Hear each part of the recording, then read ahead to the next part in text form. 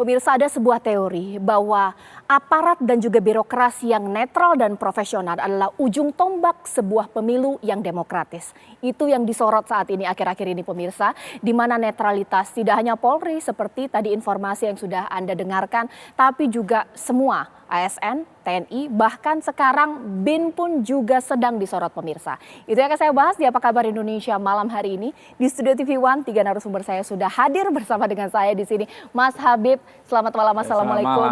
Tim pemenangan dari Prabowo Gibran di sini. Dan juga Mas Aiman, tim pemenangan dari Ganjar Mahfud. Dan ini bukan tim pemenangan siapa-siapa, karena ini merupakan pengamat politik kita, Bang Kodari. Selamat malam, assalamualaikum. Selamat malam.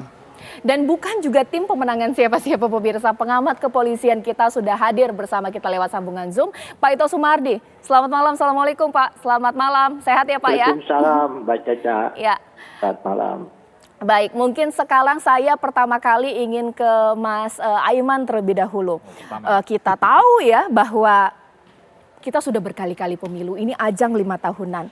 Tapi tiba-tiba ini diungkit lagi soal netralitas khususnya mengenai kepolisian. Apa sih pemicunya?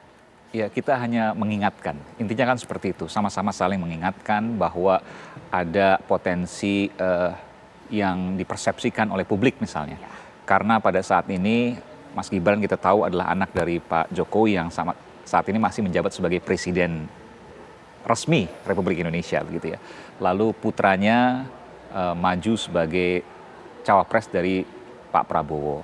Tentu masyarakat punya persepsi, kekhawatiran dan lain sebagainya akan terjadi hal-hal yang bisa terjadi kecurangan dan sebagainya. Dan ini yang kemudian sama-sama dijaga.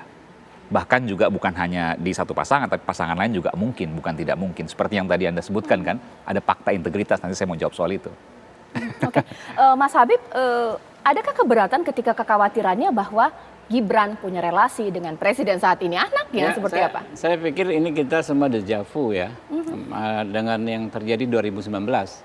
Kalau ini kan anaknya presiden maju sebagai calon presiden, kalau 2019 itu presidennya maju kembali, ya kan?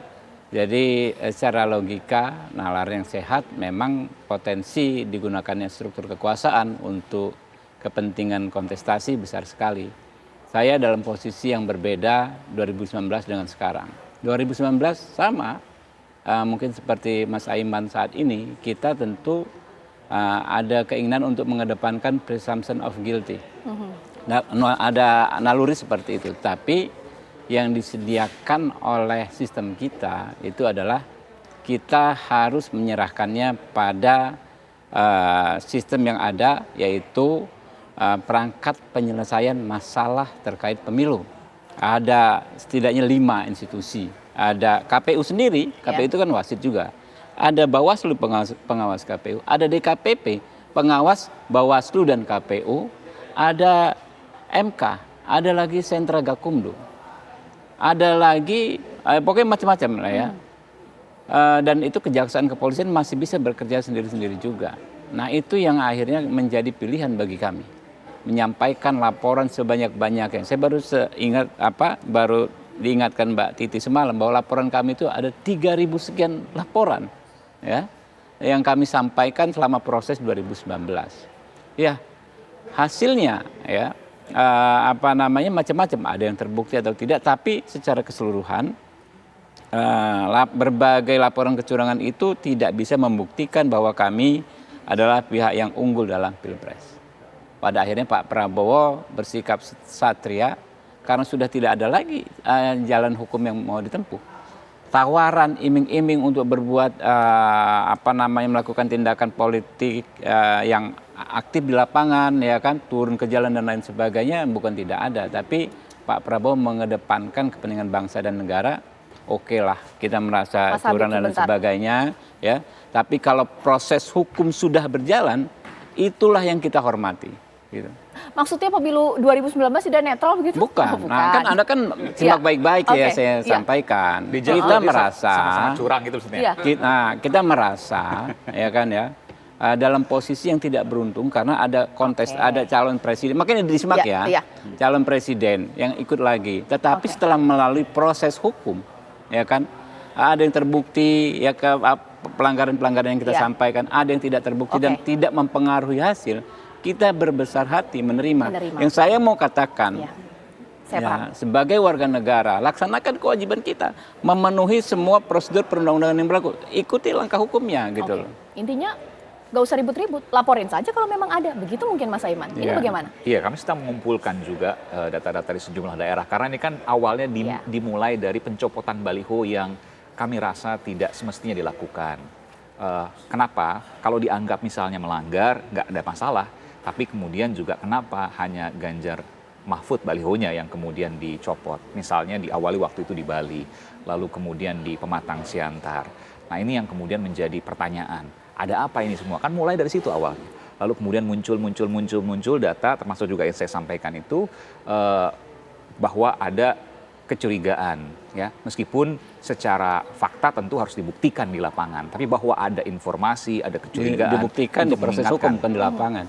Saya pikir proses hukum itu harusnya proses terakhir ya, ultimum remedium. Iya. Saya tahu bahwa Bung Habib ini kan bukan. ahli hukum. Proses pertama justru itu pilihan pertama. Kok ultimum remedium gimana? Kalau nggak Kalau buktikan gimana kita bisa selesaikan? Sedikit proses hukum, Loh, memang harus selalu proses hukum dong. Tidak Kok bukan. sedikit-sedikit proses hukum? Ini Semua bicara soal persoalan pemilu hukum harus damai, diselesaikan dengan bicara hukum. soal pemilu Kok sedikit-sedikit proses politik hukum? riang Ini gembira, mengabaikan tapi nggak proses hukum. konsisten. Bahaya nih, bahaya sekali. nih. Soal itu Cara berpikir dan bertindak yang sangat bahaya. Oke. Komitmen kita, negara kita negara saya hukum, pikir gini. konstitusi.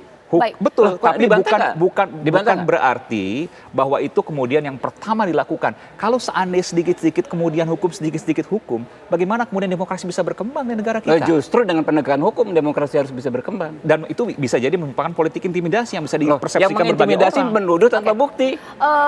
Mas Habib Siapa yang bilang sebenarnya tanpa bukti? mungkin ini menjadi Kalau tempat nggak berani ke proses hukum kan berarti menuduh Mas tanpa Habib, bukti dong. Bukan soal itu. Itu Ya. dua hal yang berbeda, Lah, Bung Habib. berbeda gimana? Satu, bukti itu hal yang berbeda. Yang kedua, prosesnya. Ya kan? Kalau seandainya ada sesuatu yang memang dirasa tidak pas, ada dialektika. ini berarti Iya, iya. orang yang ada tidak dialog. sepakat dengan Kalau seandainya muncul kesepakatan kesepakatan konstitusional kita tidak ada bahwa kesepakatan, negara proses kita hukum negara silakan. hukum. Oke, mungkin sekarang sederhananya seperti ini. Anda menuduh harus ada bukti, Bos. Saya Mas tidak Habib, bilang tidak ada bukti. Mas Habib, ketika saat Iya, ini harus dibuktikan secara disorot hukum. adalah mungkin kita Diserahkan. pilah-pilah. Kalau menempuh jalur Iya, iya. hukum, Prosesnya Anda itu yang menolak kemudian. kesepakatan bangsa ini, Bro. Iya. Ini Itu- masalah ini prosesnya. ngeri kalau kayak Iya, iya, begini iya, caranya. prosesnya. betul. Main tuduh, expose di media, nggak mau menempuh jalur hukum. Sekarang gini saya tanya, ketika kemudian saya diproses hukum, lalu kemudian ada orang yang kemudian Bukan di proses hukum, pengaduan Anda. Iya. Hal-hal yang Anda Apapun sampaikan. itu kan proses Buktinya hukum. ada nggak? Saya bukan tadi, saya bilang bahwa bukti itu ada. Iya, sampaikan secara proses hukum, bikin laporan. Pertanyaan begini, Kok ketika sedikit-sedikit nggak bisa lihat Iya, proses iya, hukum baik, kan, baik, aduh, baik. Oke, ada misalnya, kalau seandainya seperti ini, lalu orang kemudian di masa pemilu ini bicara sedikit yang dianggap kemudian salah langsung proses hukum, saya nggak bisa bayangkan bukan. apa yang terjadi dengan demokrasi di Makanya Anda Indonesia. salah paham. Yang saya maksud, Anda Oleh karena itu, saya ketika menambahkan, Anda ingin mengadu, ultimum remedium, Anda ingin proses mengumumkan ya, lakukan ke lembaga-lembaga penegak hukum yang sampai ada 5 loh di Oke, pemilu baik. ini. Itu prosesnya begitu. Masa Anda umumkan dulu baru nanti jangan sedikit-sedikit masalah hukum. Come on. Iya, come on. Mas Aduh. Habib, sekarang kayaknya sepertinya Pak Ito harus berbicara dan juga menengahi karena Pak Ito juga menjadi saksi hidup bahkan juga berada dalam sistem pemerintahan institusi kepolisian bahwa masalah netralitas Polri khususnya dari dulu pasti memang sudah disorot. Apakah memang wajar dan sekarang itu konteksnya seperti apa sih menurut Pak Ito? Baik, Mbak Caca, terima kasih. Yang pertama, kekhawatiran anggota DPR itu merupakan sesuatu yang sangat wajar ya. Karena DPR merupakan representasi dari rakyat. Kemudian kalau masyarakat khawatir juga wajar ya. Karena kan masyarakat terbagi dengan beberapa pendukung dari masing-masing calon yang berbeda. Nah, isu masalah netralitas ini yang selalu mengemuka setiap tahun. Tapi kita harus memisahkan. Kalau bicara masalah terkait Polri, Polri itu adalah merupakan satu lembaga dan juga perorangan, yaitu anggotanya. Sebagai lembaga ini jelas sudah dijamin ya, dengan pernyataan Bapak Kapolri, kemudian diikuti dengan surat telegram ya, tentang netralitas anggota Polri ya, dan sanksi bagi anggota yang melanggar. Tadi sudah disampaikan oleh Pak Habib ya, ada juga institusi Polri untuk ke dalam. Kenapa? Karena sebagai perorangan kan setiap anggota Polri ini mereka terikat dengan sumpah jabatan dan kode etik.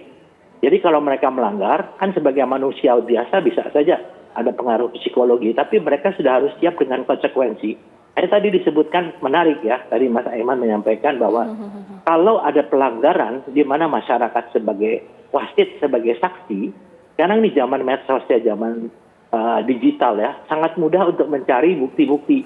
Sehingga pernyataan Pak Kapolri jelas, kalau memang ada pelanggaran, tolong diikuti dengan dengan bukti-bukti ya, sehingga bisa diproses secara hukum. Karena kita harus ingat tujuan hukum, harus ada kepastian, harus ada keadilan, harus ada kemanfaatan. Jadi saya kira ini yang mungkin perlu disampaikan bahwa DPR dan masyarakat ini harus menjadi wasit ya, menjadi saksi. Dan ini saya kira lapis-lapis untuk instansi penegakan hukum tadi sebutkan oleh Pak Habib, termasuk ditambah dengan Polri sendiri secara internal. Mereka sudah menyiapkan di Propam dengan timnya. Saya kira demikian Mbak Caca. Oke, sesaat lagi saya akan tanya kepada Bang Kodari. Polri punya aturan main sendiri Bang Kodari, ada Bawaslu juga yang mengawasi, ada institusi juga lainnya, kode etik, undang-undang pemilu, undang-undang ASN. Tapi apakah ini bisa membungkam kekhawatiran mengenai netralitas ASN, TNI dan juga Polri? Karena aturan di atas kertas dengan praktik di lapangan seringkali bertolak belakang. Sesaat lagi.